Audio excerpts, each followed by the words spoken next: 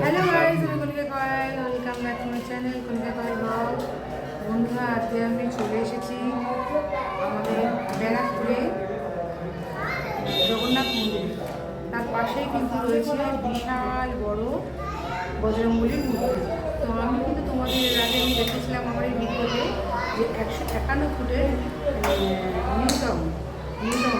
New টাউনে 151 ফুটের বজরংবলীর মূর্তি আমি তোমাদের দেখিয়েছি, কিন্তু এবারে আমি দেখাচ্ছি প্রায় 20 থেকে 30 ফুট হাইটের এক বজরংবলীর মূর্তি। তো সঙ্গে থাকো, এই মন্দিরে কী করে আসবে এবং এখানে এবং প্রসাদের ব্যবস্থা আছে কি না, এবং কটা মন্দির খোলে, কটা মন্দির বন্ধ হয়, সব কিন্তু আজকের এই ভিডিওটা আমি তোমাদের সঙ্গে শেয়ার করবো। তো সঙ্গে থাকো, আশা করছি আজকের এই ভিডিওটা তোমাদের খুব ভালো লাগবে। তো বন্ধুরা, আমি সর্বপ্রথম বলি তোমরা এখানে কি করে আসবে।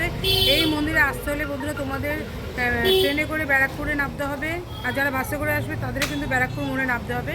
সেখান থেকে টোটো বা অটো ধরে চলে আসতে হবে আমাদের এই তালপুকুর মোড়ে চলে আসবে, বা বললেই হবে যে আমি জগন্নাথ মন্দিরে যাব বা বড় বজরংবলীর মন্দিরে যাব। তো তোমাদের টোটো বা অটোওয়ালা কিন্তু একদম মন্দিরের সামনে নামিয়ে দেবে।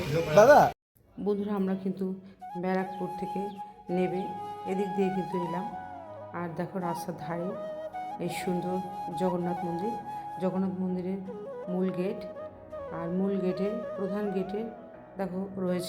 গেটে রয়েছে দুটো সিংহ মূর্তি, এবং উপরে রয়েছে বিষ্ণু 10 অবতারের শেষ অবতার কল্কি অবতার। আর বাম দিকে রয়েছে পাথরের প্রায় 25 ফুট থেকে 30 ফুট হাইটের বজরংবলীর মূর্তি।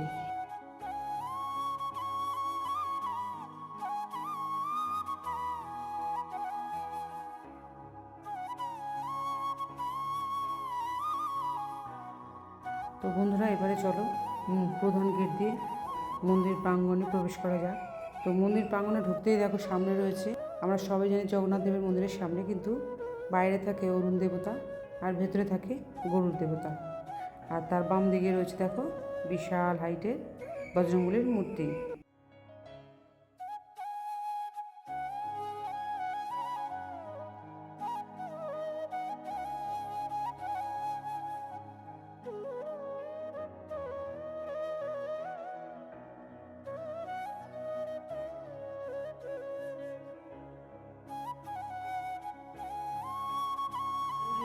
বন্ধুরা দেখো, এটা হচ্ছে মন্দির। তো মন্দিরের উপরে দেখো রয়েছে, উপরে তো একটা তোমার সামনেটা নাট মন্দির, পেছনেরটা হচ্ছে তোমার গর্ভগৃহ। তো নাট মন্দিরে ঢুকতেই কিন্তু দেখো শয়ন অবস্থায় বিষ্ণু রয়েছে, এপাশে গরুর দেবতা রয়েছে, মাতা লক্ষ্মীর পা টিপছে, আর এদিকে নারদ মুনি রয়েছে, এদিকে ভোলে বাবা রয়েছে, গঙ্গা মাতা রয়েছে, আর এপাশে রয়েছে দুই সখী।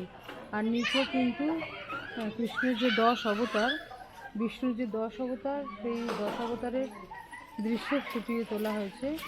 আর এপাশে রয়েছে মা দুর্গা অসুরকে বধ করছে, আর ওপাশে রয়েছে প্রভু জগন্নাথের এক মানে জগন্নাথের স্মৃতি রূপ রয়েছে।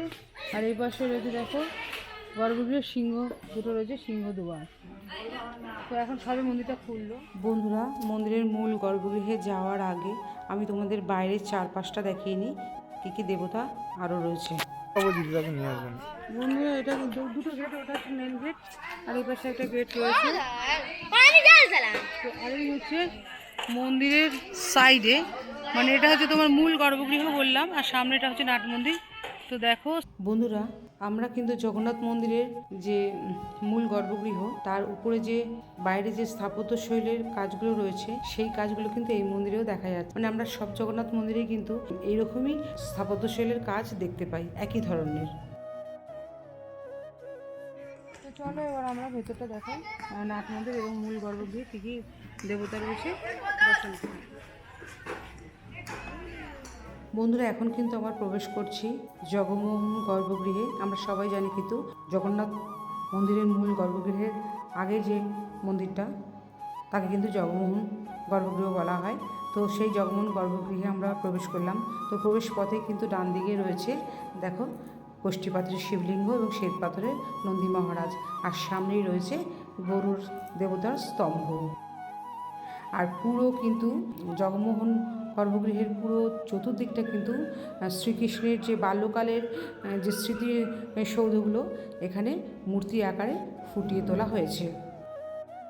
বন্ধুরা, জগমোহন মন্দিরের প্রবেশ পথেই কিন্তু ডান দিকে রয়েছে এক গণেশ ঠাকুরের মূর্তি আর বাম দিকে রয়েছে নারায়ণের এক মূর্তি। নাট মন্দিরের চতুর্দিকে রয়েছে দেখো শ্রীকৃষ্ণের যে লীলাগুলো, সেই লীলাগুলো মানে বাল্যকাল থেকে একেবারে শেষ মাস পর্যন্ত যে লীলাগুলো ঘটিয়েছিল সেই ঘটনাগুলো এখানে ফুটিয়ে তোলা হয়েছে। বন্ধুরা, জগমোহন গৃহে কিন্তু খুব সুন্দর কালারফুল কংক্রিটের কাজ করা হয়েছে, খুব সুন্দর লাগছে। সবই কিন্তু সিমেন্ট বালি দিয়ে করা হয়েছে, তার উপরে রং করা হয়েছে, তো অপূর্ব সুন্দর লাগছে। দেখো তোমরা, আমাদের নাট মন্দিরে শেয়ার করলাম। এবার হচ্ছে মূল গর্ভগৃহের সামনে যে গেট রয়েছে সেখানে দেখো রয়েছে, এখানে এবার বাপ মাসে রয়েছে প্রভু নারায়ণের এক মূর্তি আর ওপাশেও রয়েছে প্রভু নারায়ণেরই মূর্তি।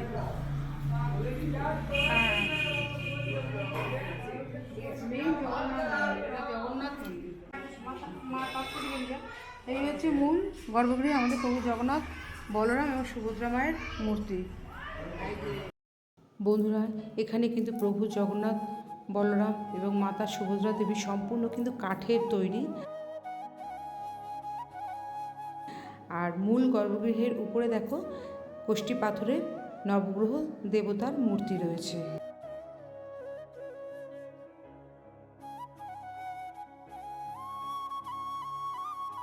বন্ধুরা, এই মন্দিরে কিন্তু প্রত্যেক দিন ভোগ প্রসাদের ব্যবস্থা রয়েছে, তবে আমি যে নাম্বারটা স্ক্রিনে দিয়ে দিলাম এই নাম্বারে তোমরা ফোন করে তোমাদের জানাতে হবে কজন ভোগ প্রসাদ খাবে। বসে খেলে কিন্তু 100 টাকা করে টিকিট মূল্য, আর যদি তোমরা প্যাকিং করে বাড়িতে নিয়ে যাও তাহলে 120 টাকা মাথা পিছু মূল্য।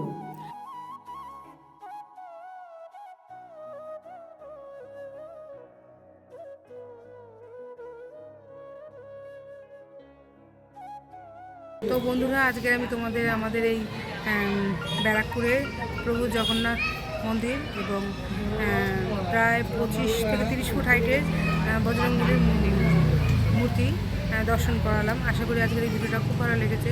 তো যদি এই ভিডিওটা ভালো লাগে তাহলে কিন্তু এখানে অবশ্যই চলে এসো আর লাইক করে দিও, কমেন্টে জানিও, আর প্রচুর শেয়ার করে দাও। নতুন বন্ধুরা যারা এখন আমাকে সাবস্ক্রাইব করেনি তারা প্লিজ আমার চ্যানেলকে সাবস্ক্রাইব করে পাশের বেল আইকন অন করে আমার পাশে থেকো।